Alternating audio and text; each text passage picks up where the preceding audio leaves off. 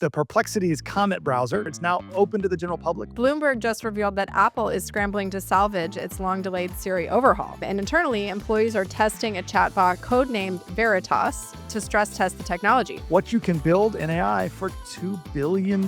Thinking Machines Lab just unveiled their first product called Tinker. AI-generated video goes mainstream. Two of the biggest players, OpenAI and Meta, are definitely betting on that. AI as the next synthetic Hollywood superstar. Sequoia has just revealed their digital actress Tilly Norwood. OpenAI has officially launched the parental controls for ChatGPT. OpenAI pulled back the curtain on ChatGPT Pulse, an assistant that curates your morning with stories tailored just for you. Are you ready to start shopping in ChatGPT? They've actually released instant checkout, promising access to over 1 million Shopify merchants. Microsoft pushing what they've termed vibe working with new AI agent features in Office. California is setting the blueprint for the future of AI regulation. What if the next great scientist wasn't human at all, but an AI able to experiment, discover, and rewrite the very rules of physics and material science?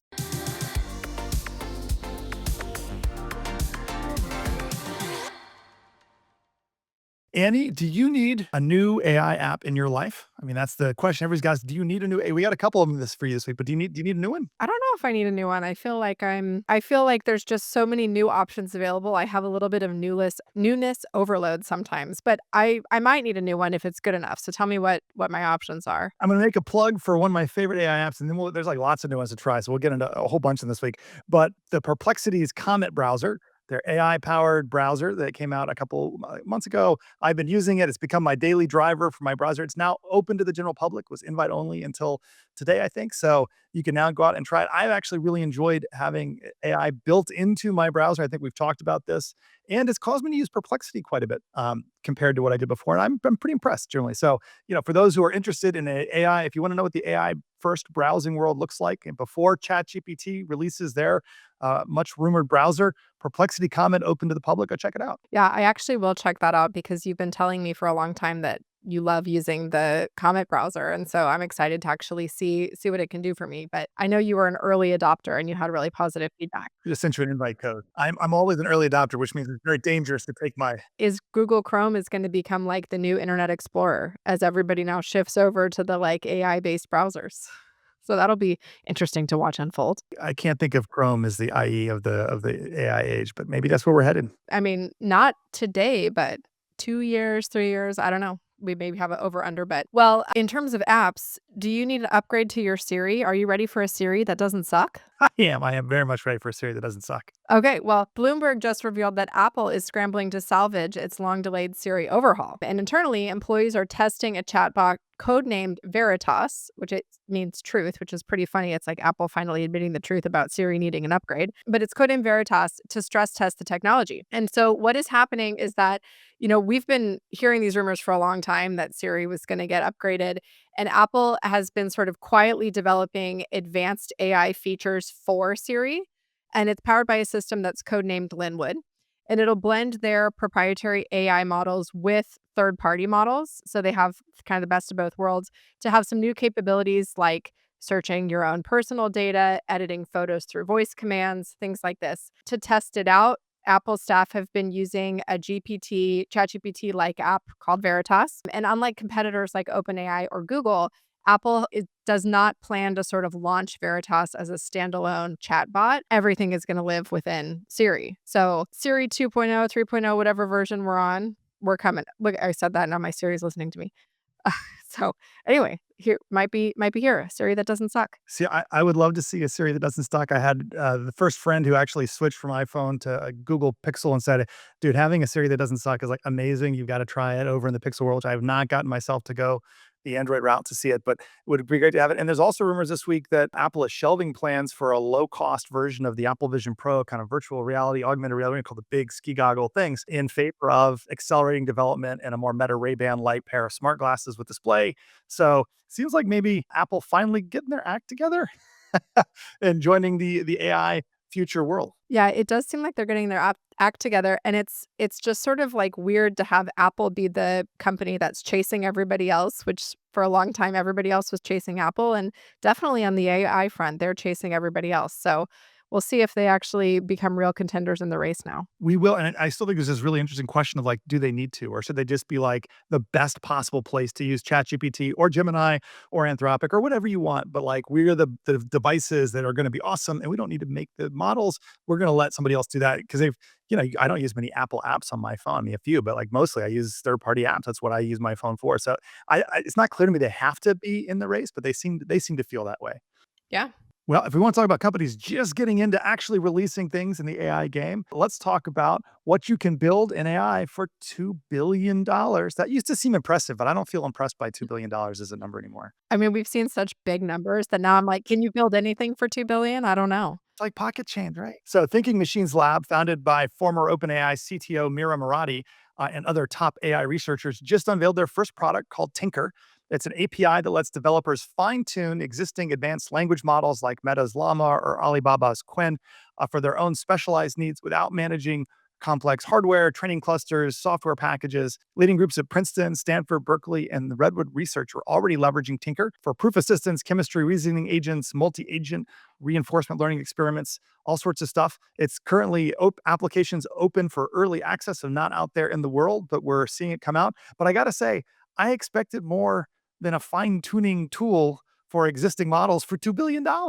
And that was 2 billion, by the way, raised off of a $12 billion valuation. So you kind of feel like I kind of feel like I wanted something more interesting than, like, yeah, take Llama and fine tune it with your own data more easily from $2 billion of investment. So we'll see if they got more up their sleeves, but that's what they've come out with so far. Yeah, at least in the sort of description of it, it sounds underwhelming for $2 billion that tinker around with the models because it seemed like that's what everybody's already doing anyway, right? Is tinkering around with models.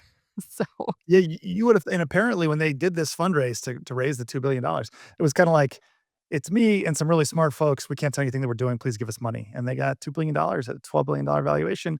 And now for that, you've got an API to fine tune Llama, which is like, I don't think that's the model anybody wants to fine tune particularly right now. So, it's just an interesting thing. I'm sure they've got other things they are building, but certainly to me speaks to the bubble nature, the frothy nature of the investment around AI companies, and particularly anything leading AI researchers. Mira Murati certainly in the category of leading AI figures have come out with. People want to be in, they want to make a bet, they don't want to miss out. But man, it certainly, that doesn't feel like $2 billion worth of investment, and it feels like very much like a bubble on the investment side, at least right now. yeah, for sure. I mean, I guess it just tells you the power of being able to say, I'm former OpenAI CTO. I'm going to build something cool. Give me some money and you get 2 billion. Like that's pretty good To have such problems. to have such problems. Well, this might also be the moment that AI generated video goes mainstream. Two of the biggest players, OpenAI and Meta, are definitely betting on that. OpenAI just launched Sora 2. Have you watched the sort of Sora 2 previews? I got into Sora 2. I played with the app. It's a thing. Oh my goodness, it is impressive. If your listeners have not played with Sora 2, go check it out. Next generation video generation model. It produces longer clips, so they're like 5 to 10-second clips with actual realistic physics, synchronized audio, and even dialogue. So the visuals are sharp. You can see backflips on paddle boards, limbic gymnastics. There's like a figure skater in the demo, just really cool stuff. But also natural voices. So if you watch the sort of demo video, you can see AI Sam Altman, and he sounds like Sam Altman. You get good ambient sound, effects that line up perfectly with the scene. And to showcase the tech, OpenAI is piloting a new invite-only Sora social app where users can actually explore an all AI video feed and experiment with cameos. So you can drop yourself into the video or your friend, and you can like send your friend some AI generated content that you made of them, etc. What could go wrong? Anyway, and then at the same time, so that's what OpenAI is up to. Meta has rolled out something similar called Vibes, which I love the name of. So Meta's rolled out Vibes. It's a feature inside the Meta AI app that delivers sort of like an endlessly personalized feed of short AI generated videos. So unlike an Instagram or a Facebook, it's totally separate from user generated content. So you're not seeing your friends and your mom's content and, everyone's dinner or whatnot. You're actually seeing AI first creativity. So this is sort of like a new era in social media where we're going like less from the social with people and more to the AI models being the creators of the content as opposed to humans creating the content. So it's a big question for me whether audiences will like that or if they actually crave something more real from their social media, but I think it's gonna be really interesting to see. So it was interesting. Vibes came out first, and it's got a kind of mid-journey aesthetic, kind of futuristic, very a lot of kind of more animated or clearly more animation style stuff. And it's kind of cool, but it is not popped. I mean, it's sitting somewhere like the 125th in the App Store. Sora 2 came out, and it's almost all photorealistic. There's a lot of Sam Altman, so you can put your friends into cameos, but they have to. You as a user have to upload your likeness and then give people permission to reconfigure why that's why there's so many Sam Altman speaking Japanese and Chinese and in various movie scenes and whatever. But it's, it's mostly fluid, and it is now the number 3 app in the App Store is the Sora app, and it's all still behind invite codes. So it's kind of crazy. I've gotten access. A friend gave me a code. It's pretty, it's pretty fun. It's very TikTok-y, very reelsy, just kind of flipping through. It is very interesting that they're only AI generated. So, I find like when you are flipping through Instagram or TikTok, it's very weird to be like, is that a real thing? Is that like a special effects with a green man thing that somebody did to be funky, or is that like a totally AI thing? You don't know. And now it's like when you're here, you know it's just all fake, but you can kind of then you can cognitively disconnect. I don't have to think about if it's fake or not. It's fake, and I'm enjoying it. It's a good time, and they're pretty abusing. We'll see if the world likes it, but I don't think my tastes are a good indication. Like I'm not a big TikTok or Instagram Reels user, so I'm clearly a weird person, at least in my entertainment taste. But I think people are going to love this. Yeah, I think well, I agree with you on it. For sure, people will love Sora just because the quality is like It's fantastic. it's really fantastic quality. It's really remarkable. And in the promotion clip, he called it a creativity engine, which I thought was like a cool lens and sort of he shows you like all of the sort of different types of creativity that you can bring to this. And he flips between like riding a dragon to being on a racehorse to doing this and doing all that stuff. But each thing looking like, movie studio production quality. It's very impressive. It's fun. It's very impressive. It certainly is a potential new, the first real social product in many ways that OpenAI is having. ChatGPT is a thing it's very different. I think it was a productivity tool. I go there in a focus mode to do a thing mostly by myself. And here's a thing where I'm seeing people I know or friends and engaged in a very bit lean back kind of mode, very entertainment mode. So interesting to see them executing. And again, really highlighting OpenAI's product chops because this is I mean, it's not often you can run up to the top 2 or 3 apps in the App Store, and they've now done it with ChatGPT, a total viral sensation. Sora 2 coming out, also really well executed, not just model, but product, and a product that's really taken off in the mind of a consumer. So it's an impressive thing for them, and I kind of feel bad for Meta. They were first, and people are like, maybe this is pretty cool, and then they're just like nobody's. And I'm not sure it was a great idea to put it in the Meta AI app. That like I had to integrate with the glasses, but it's kind of an app nobody has, nobody uses, and it seems like still very few people have or are using. So sorry, Meta. Sorry, Meta. Yeah. We'll see. I think this is going to be an interesting test for like stated versus revealed preferences because I think that the people who aren't like you, who are on Instagram and Facebook all the time, like to complain about the AI content and how they don't want to see it and they want real. But maybe if they knew it was all AI and they didn't have to do that step where they're questioning if it's real or not, then they would enjoy it more. So yeah, it'll be interesting to see what comes next. This would be my bold prediction, but I think people are going to want both, but separate. Like I think it would behoove Instagram or TikTok to either have separate feeds or just go, we're going to be the place where real people share real things. You get videos of your friends, your kid, whatever. This is the place where you get that. And you go over to the Sora app and you get the crazy, fantastical stuff. But it may actually increase the value of really restricting to real people because there is an alternative and the difference is important. And you'll want them for different things, right? And so it could be really interesting to see how people lean into the no AI in this space versus AI in this space dichotomy. But certainly going to be lots to watch. Yeah, maybe that's true. Maybe the future of social media is more like the reality of published books where there's a bunch of different genres. And if you're a fantasy person, you have a place for you. And if you're a nonfiction person, there's a place for you. And you can have all these different types of options depending on your preferences. So In my stated, maybe people will have my stated preference, which is I like having one nonfiction and one fiction book going at a time because there's just times I'm in a mood for one or the other. And so I tend to have one of each that I'm reading. And then depending on my mood, I'll pick up one of them. Sometimes I get stuck reading, so I don't want to read nonfiction more. It's kind of like, I just need, and sometimes I'm like more serious mood and I want the nonfiction. So I usually try and have one of each in process at any given point in time. And, we'll see if people want to have one of each and have different places to go for different stuff. But if you're not into AI generated shorts a la TikTok or Reels, how about AI as the next synthetic Hollywood superstar? crazy one. So we talked about an AI musician last week. This week we got an AI actress. AI talent student Zikoya has just revealed their digital actress Tilly Norwood is in negotiations with multiple major Hollywood talent agencies. Tilly is like a whole persona, made her debut last month in a comedy sketch, complete with a detailed backstory, distinctive voice, a fully scripted narrative arc, all crafted by the AI team at the company.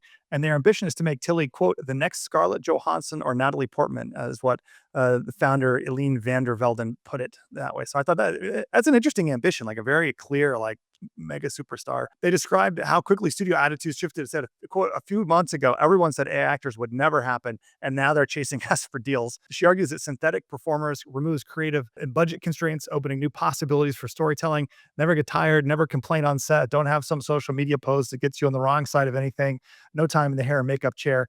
Like a whole bunch of reasons that she thinks this is going to be the future. But that future, of course, not welcomed by everyone. Traditional actors were quick to condemn the development, with some calling for boycotts of any agency bold enough to sign a deal with Tilly.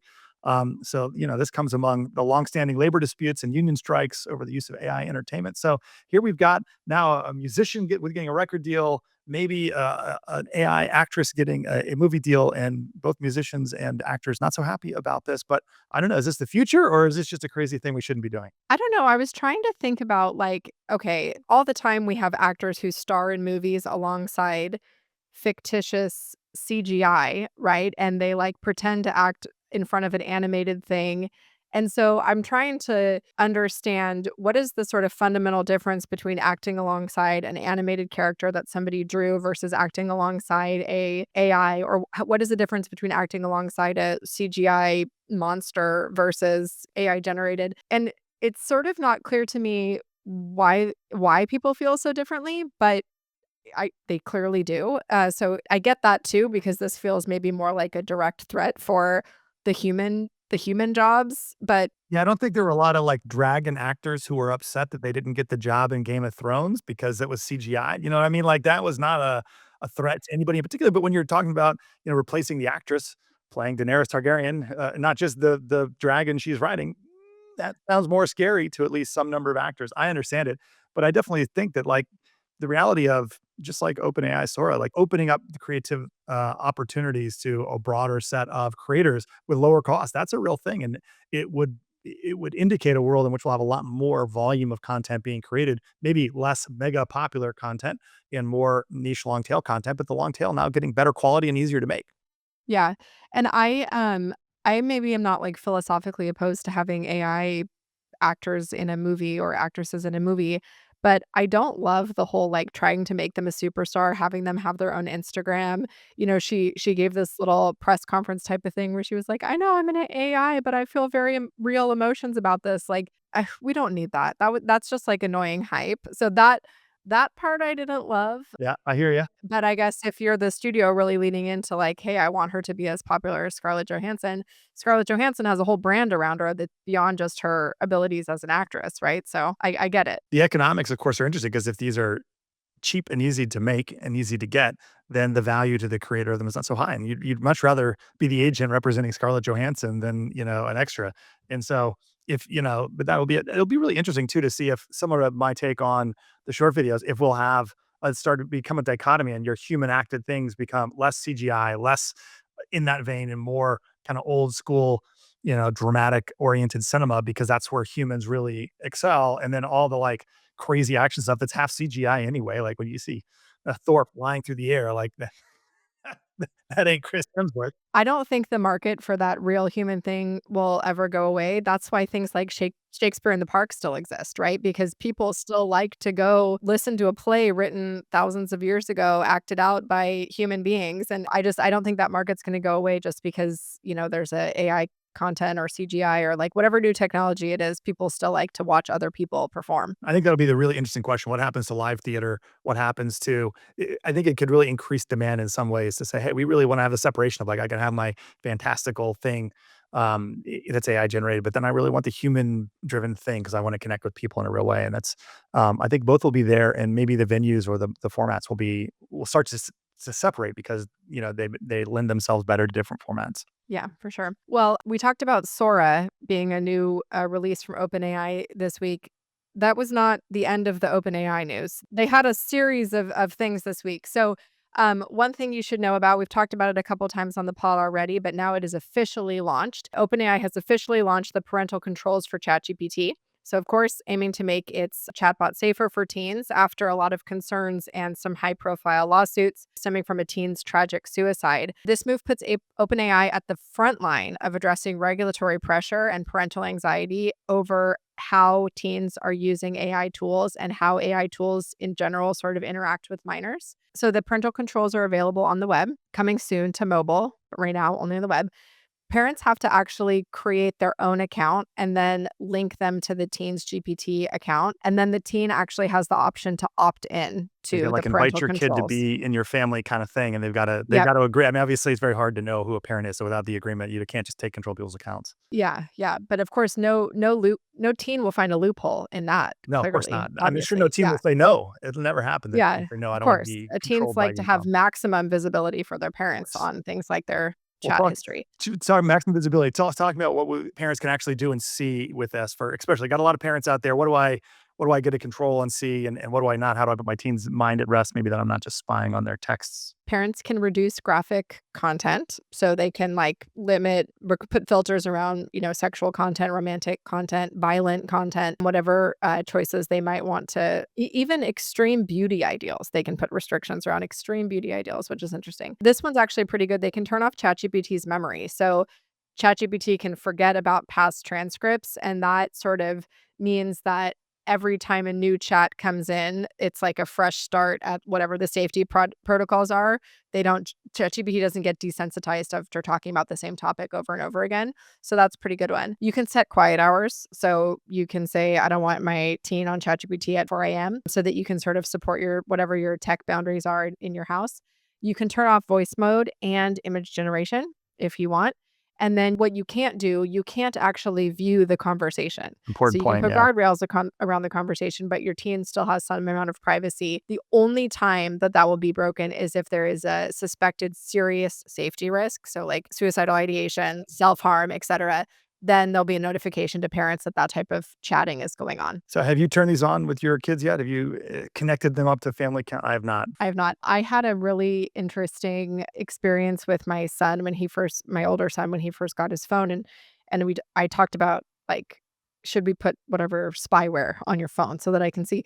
And my son, who is actually quite mature for his age, was like, if you don't trust me, then I shouldn't have the phone yet. And he was like, I would rather not have the phone than have this other thing if you don't trust me. And so it was pretty interesting. So we've always sort of we do find my friends so I can see him and for like a safety reason, but I don't have other sort of protocols. And the exchange is, you have to talk to me about what's going on. And that works for us. Clearly, that's not going to work for every family.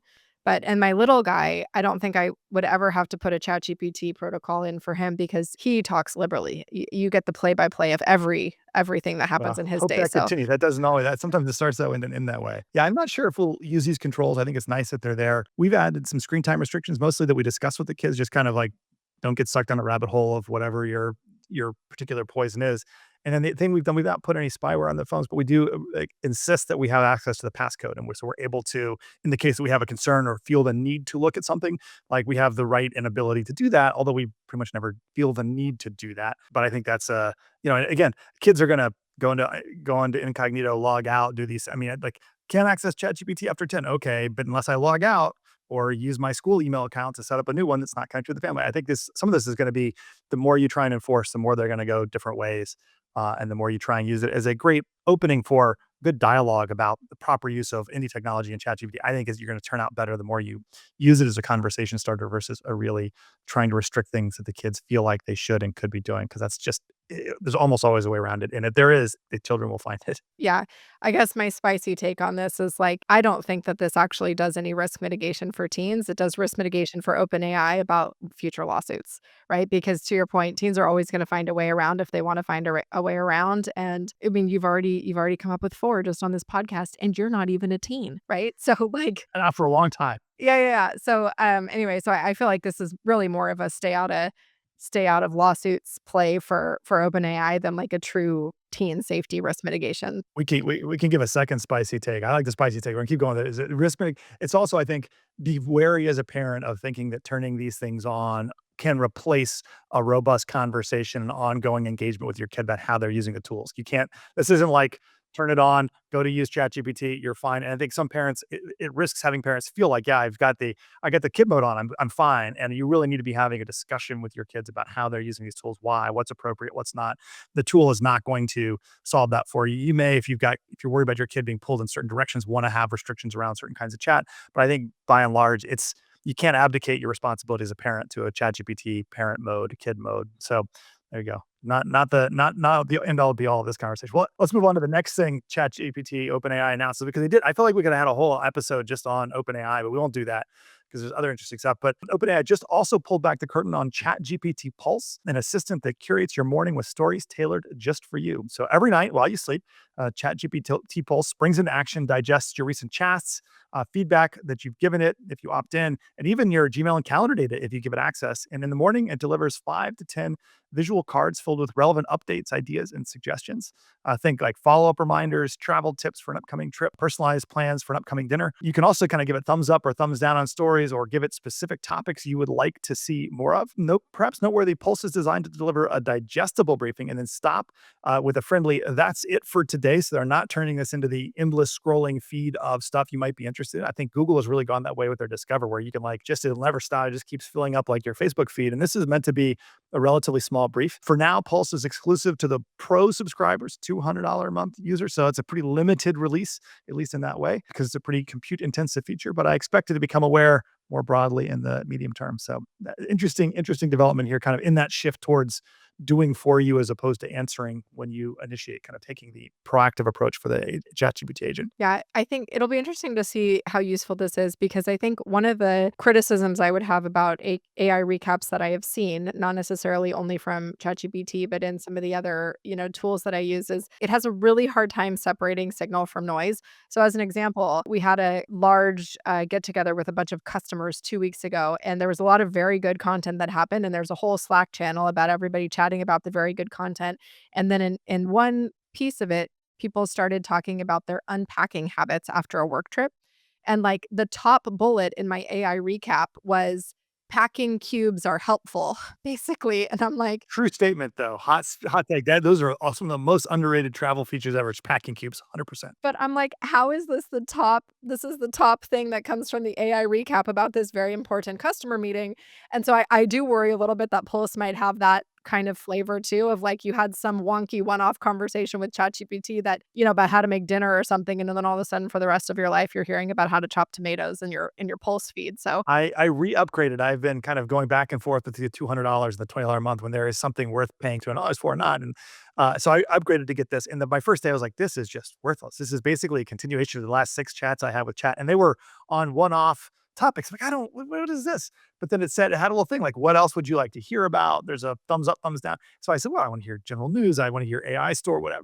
And every day as I've given the feedback, it has gotten remarkably better in doing this. And so it's pretty good. I will say the other feature I've used a lot, for those who I talk about Perplexity Comment, Perplexity's Discover feature, which is kind of a news feed based on your queries and interests. It's actually quite good. And I will say I find at least one or two things for this podcast most weeks. Often they're covered a day or two later, maybe in one of the newsletters that I read, but I do find stuff in there and it's pretty good. So this kind of going out, learning your interests, you're right, finding the right 5 to 10 things. I love the focus on digestible, but I find like it over indexes on the recent queries and a little under indexes on like just tell me what's going on, or don't follow up on my question about filing taxes. Like I'm done with that. that was a one and done. It did follow up on a few things in my calendar today where it said, hey, you might want to prep for X. Here's some research I did. So I can see that getting pretty useful. Points I think in direction we'll be headed. Yeah, well, I think we've made this point before, and you just made this point practically. If you're going to try out Pulse, is like AI is something that you can actually give feedback to. It's not like your Facebook feed where you can just like you're endless scrolling and you don't really have control over what happens. But with the AI, you can give it feedback. Don't tell me about this. I really only wanted to hear about taxes one time. now. I want to hear about it next year, right? So you can give it feedback and it'll learn. So that's pretty cool. Well, are you ready to start shopping in ChatGPT? Two thumbs up for me. I am. I'm ready to start shopping in ChatGPT. I'm there. That was an eager yes. Well, tell me how I do it. Tell me about it. Okay, well, this is our last sort of OpenAI news of the week in their week of releases. So they've actually released Instant Checkout, which is powered by open source Agentic Commerce Protocol (ACP). And here's how it works: ChatGPT will suggest a product. You can click the buy button, review the order details, and complete the payment all within your chat interface. So you don't have to like click out to a third party website. You don't have to bounce around between browser and app and all that kind of, ridiculousness. OpenAI partnered with Stripe actually to build this, and it's supporting large retailers like Etsy sellers from day one and promising access to over 1 million Shopify merchants coming soon, which is pretty cool. So brands like Glossier, Spanx, sellers just need sort of minimal code changes, especially Stripe merchants. If you're already a Stripe merchant, you have sort of a leg up and you can activate agentic payments with a single line of code. So pretty cool and pretty frictionless. Yeah, this is, I think, really interesting because this is some of the not criticisms, but the challenges for chat have been they're not doing economically valuable queries, and so how do they monetize? And this idea that I've done a lot of shopping, not with this feature, but in chat because I want to tell me who got the best reviews among these three things I'm looking at, and it can go and look at forums or review sites and give me pros and cons from not just manufacture, whatever, like real world stuff, and the ability to buy. And importantly, ChatGPT takes a cut of the revenue. So, not an advertising driven, but a hey, when I choose to make a purchase, you get a chunk of the purchase, but only if you help me find the thing I wanted to buy is actually a pretty well aligned business model for ChatGPT and the merchants in a way that advertising. I mean, a lot of people criticize search advertising. Half my searches that I click on ads for are searches for the brand name. You search Nike and you click brand, like, I didn't really need Google taking a cut because I'll find the Nike website. And so here, where you actually, I think a lot more value maybe being added and a very different business model than the advertising driven one that most existing internet platforms have leveraged and utilized. So I'm really fascinated to see how this plays out and how much traffic they can generate. But I'm really excited to be able to just like click a buy button right in my chat GPT queries and get the thing I want. Yeah, the frictionless nature is pretty awesome, but I do have some amount maybe more skepticism than you that over time incentives won't move towards like right now the great thing about looking at something at ChatGPT is you get a somewhat unbiased answer about what the best product is. But if they're starting to get incentivized by who's integrated and who you can pay, and they can collect that revenue, like are you going to get less of that authenticity through ChatGPT. So it'll be, I hope that they could figure out a way to do both, but I am deeply skeptical about their ability to do so. I think holding their feet to the fire on this point is pretty critical, and it certainly, it's very different than I just keep using Google or Amazon, whatever. But like in those, when you go search Amazon, the same thing's true. You got a lot of sponsored ads, but you can very clearly show sponsored, and it's not as clear if I'm saying compare these five things. How are you shifting your preference in that way? It's not like, oh, there's a sponsored ad for this one coffee maker above the others. I go, which is the best coffee maker? Here's my criteria. What do you think? Like, how does it not? I don't know how you like separate a sponsor from an organic result in a nearly as easy a way in that interface. And so it is different. The benefit for ChatGPT, of course, is that they don't have a huge revenue base to defend. Like Google could do this, but then they would lose a lot of money because they're making so much money on the ads today. ChatGPT not making any money on the ads today. And so they can start from scratch. And maybe that you're right, though, that ultimately it would mean that probably you're passing up on money you could be making. And how long can any company stand on that principle? I don't know. Maybe we will see, but I'm at least excited to start clicking the buy button and see how this thing works. I got to go do a couple queries today. We'll call it a research and development budget for the AI. So I go buy something through ChatGPT just to see how the process works. There you go. Yeah, give us feedback next week. Next week, I will give you some feedback. All right, well, let's get out of our little OpenAI rabbit hole here because it went pretty deep this week and look at some other AI news. And we'll start with Microsoft pushing what they've termed vibe working. I love this phrase, vibe working, with new AI agent features in Office. So this is not exactly a surprise. We've all known more integrated AI into Office is coming. Agent mode now transforms Word and Excel by allowing users to create sophisticated documents and spreadsheets with natural language prompts. It is powered by OpenAI's latest reasoning models, and agent mode can kind of break down complex tasks into steps, analyze data, create visuals, and even build full financial models. So quick rundown in Word, agent mode can turn document creation into a back and forth. So think describing what you want and then having it written and then giving your feedback like an editor, and it can actually kind of create the document from you. Um, In Excel, agent mode can analyze data, create visuals, build financial models. I use this. I use ChatGPT for this feature a lot. Like, here's a bunch of data. What do you find that's interesting? Graph it this way. It's going to be super useful for those who don't know how pivot tables work, but need to do something like a pivot table. Now, just describe it, and Excel will be able to do it for you. There's also an Office agent in Copilot.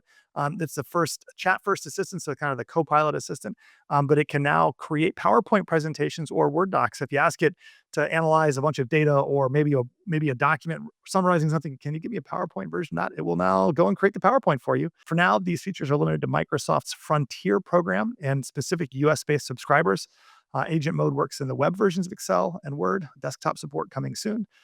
So we'll see if this takes off, and exactly how much you get used. But interesting to see Microsoft continuing to invest in kind of just more deeply embedding AI capabilities in, not just go to the Copilot and then tell it what you want, but in the actual experiences of working in specific applications. Amazing. And speaking of vibe working, JP Morgan Chase is also sort of leaning into this concept of making their workers more productive with AI. So JP Morgan Chase has just unveiled its blueprint to become the world's first fully AI powered mega bank, which is pretty crazy. You don't usually see the incumbent largest. That's a marketing slogan somebody came up with that they wanted to lean into, but I think they're trying to really live up to the name here. Yeah, it's pretty amazing. And so this isn't just about chatbots and automation. I think like a lot of the banks, I read yesterday that 88% of tier one banks in the US are already using, chatbots for consumer facing type of tools.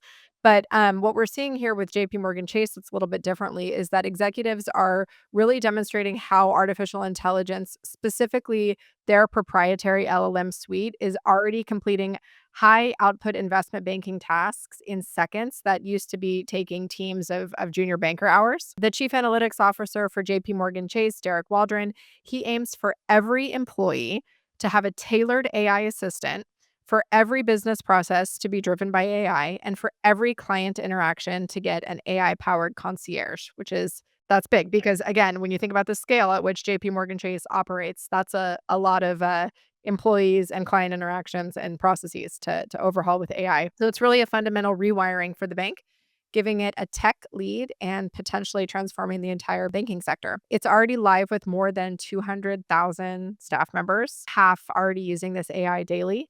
And the next stage they've said is sort of agentic AI, which is again even the next step in the ambition. So pretty interesting to see out of again the largest incumbent in the space. Yeah, and the proprietary models, proprietary task handling, doing things like reports that junior bankers would spend days or, that's certainly you can see those capabilities in the reasoning model, but interesting to see a large bank.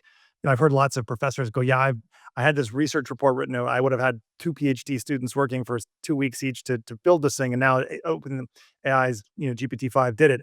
But having it done in the context of like an investment bank is a different thing, and that economic place where the work product is really being used to make buy decisions, sell decisions, pricing decisions. So impressive to see them leaning in, and it just I think points to where a lot of places are going. Whether this is totally real or a little bit marketing hype, I think this is roughly what the future is going to look like in many play work environments. Yeah, and really interestingly, Jamie Dimon himself, we've seen a lot of companies, Salesforce maybe being the most notable, say, "Hey, with AI, we're going to shrink our workforce."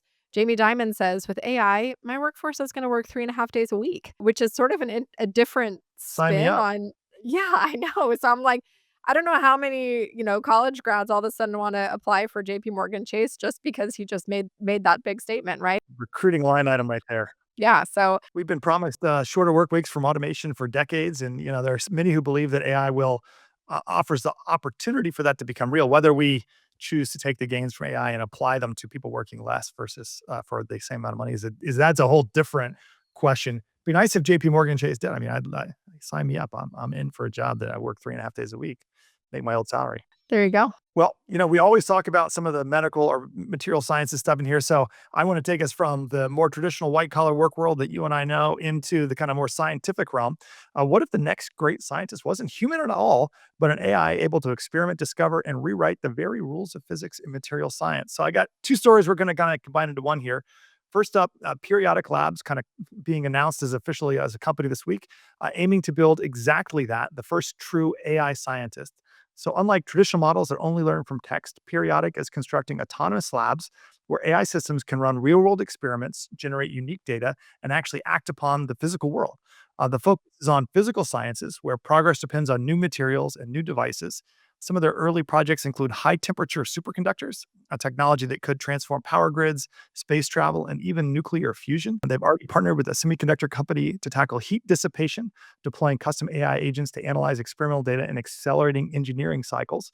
The team behind Periodic brings some serious firepower, veterans from OpenAI, DeepMind, the creators of ChatGPT, Gnome, backed by Andreessen Horowitz, NVIDIA, Jeff Bezos, Eric Schmidt. So, I imagine it was similar to the Mira Murati fundraising, like, we're really smart people, give us some money. But they're kind of out with that. And then just to connect to another story, and the milestone announced this week, researchers at the University of New Mexico and Los Alamos National Laboratories unveiled Thor AI. These guys win the naming competition for the week, but Thor AI, I'm sorry. A framework that solves statistical physics problems that had resisted scientists for more than a century. Specifically, Thor cracked how to efficiently compute, quote, configurational integrals. I don't know what that is. I stopped my math and physics way before we got to configurational integrals. I don't know, but this is the math that underpins particle interactions. Traditional simulations could take weeks of supercomputer time, but Thor delivers results hundreds of times faster by breaking the problem into smaller chunks and spotting hidden symmetries. But again, the implications here are huge. Faster modeling of metals, crystals, complex systems mean faster R&D cycles, more new semiconductors, materials we need for nuclear fusion, all this stuff coming faster. So I always love these stories about not just LLMs in the world, but the worlds of science, medicine, and education being really dramatically impacted by domain-specific models that are accelerating our ability to advance, all areas of science. Pretty cool. And pretty cool. Maybe the next step will be there's going to be like the Tilly Norwood of science, and we'll get some like AI generated scientist that comes and teaches the world about all these cool discoveries and makes it mainstream. But They can take the Nobel Prize acceptance speech, and Tilly can the scientist version of Tilly can accept. exactly, exactly.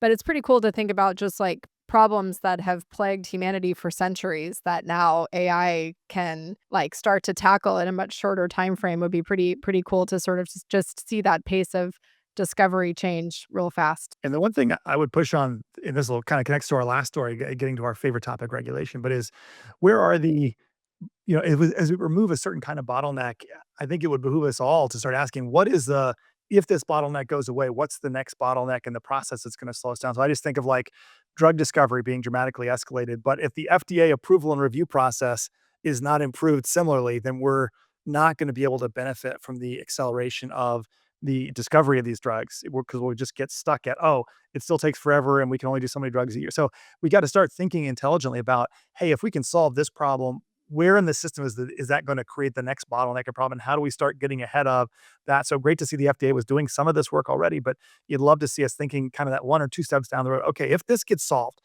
then what becomes the problem that we have to solve next? And how do we maybe start working on that so we can actually realize the benefits of some of these things? That's right. The whole world is going to start to operate like a Silicon Valley tech company where nobody wants to be the blocker, right? There's some big launch that we can actually make. Which team is the blocker here? Is it regulatory? Is it who knows what? Is it, infrastructure? Well, speaking of regulatory blockers, since a lot of people have feelings about this, California is setting the blueprint for the future of AI regulation. California Governor Gavin Newsom has just signed the nation's first comprehensive AI safety law, marking a turning point in how the US approaches artificial intelligence oversight and setting the stage for a major showdown in between the federal government, who's basically said no AI and no AI regulation, and now California, who is proposed some pretty interesting legislation. So let's talk about what it says. Under the new law, major AI companies are now going to be required to publicly disclose their safety and security protocols.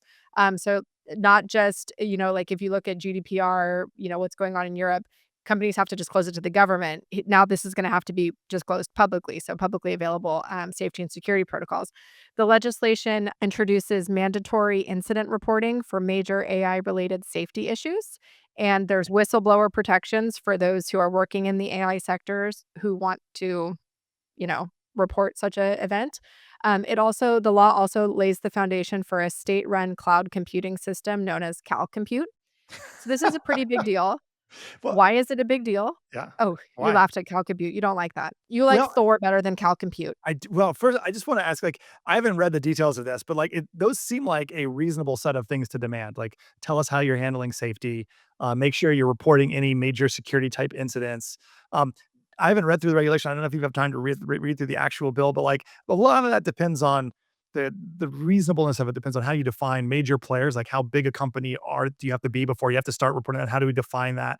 Users, compute time, uh, revenue, whatever. And then also like how big does the incident have to be reported? Does this feels like it's not a crazy set of regulations the way we might be worried about telling you what to do. It's more like tell us what's going on, tell us how you're trying to handle it. And if people inside are worried, like you can't, we're gonna have some whistleblower protection so we can get a little inside information for what are mostly private companies. Seems fair.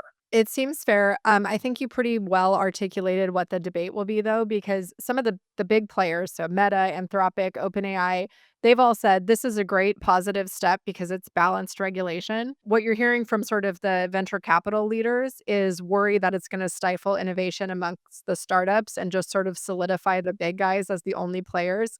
And a lot of that really is going to depend on where those lines are of like, where do you hit that disclosure requirement? At what, size or scale or scope do you have to invest in some of the safety protocols? Because you don't, I mean, California is the land of innovation. We don't want to stifle the innovation, but we also want, once you are, large enough that you're impacting, I mean, in OpenAI's case, billions of people, right? Then you want to have some transparency around how you're keeping everyone safe in that event. So anyway, it's a good step forward, I think. We'll see sort of how it gets rolled out. We'll see if the rest of the company or not company, rest of the country follows suit. I wouldn't be surprised if that ends up happening because in reality, a lot of the big AI players are in California anyway. So if they're doing these things, will the rest of the country sort of all follow suit? We'll see. Yes, and then to answer your question, yes, I was laughing not at the name Cal Compute, but the idea that the government felt like having a large GPU cluster was an important thing for the state government to do. Like that just seems silly and ridiculous to me, and a waste of money ultimately. Like I don't think they're going to beat out the large labs and programming the next great LLM. I think state money is much better focused on supporting the kind of research you want in the areas you want, or state agencies that falls. But like building a big compute cluster, just I mean, it sounds sexy to like have a big building and put your name on it and put some GPUs in, but I just don't see what productive is going to come from that. I've heard it just feels like wasted energy to me. So there's my hot take on. So I do laugh not at the name, which is fine, at the very idea that California needs its own large government-run compute cluster. Yep. Fair enough. All right. Well, I think that's it for this week and what the AI. But of course, we'll be back next week with more insights, breakdowns, and just head scratching what the AI moments. Please be sure to like, subscribe, and share this episode with any friends or colleagues trying to figure out what's going on in the world of AI. And if you got a question, an interesting prompt, or just a story you think we ought to cover, drop us a line at email@whattheai.fm, and we will cover it in an upcoming episode. But until then, I will see you next week, Annie. See you next week. Ready to expand your AI knowledge? Want to become the go-to AI expert in your organization? Take the next step with Upstart's AI certification for financial services. This comprehensive course simplifies the fundamentals of artificial intelligence for financial services professionals. Both the course and this podcast are brought to you by Upstart, whose leading AI lending marketplace connects millions of consumers to banks and credit unions that leverage Upstart's AI technology to deliver superior credit products, from personal loans to auto loans to home equity lines of credit. If you learned something useful this week, hit subscribe on YouTube or leave us a rating on iTunes or Spotify. Your support can help others discover What the AI. And finally, share your biggest AI questions and insights with us at email@whattheai.fm. We really do read every message, and we do our best to cover them all on the show.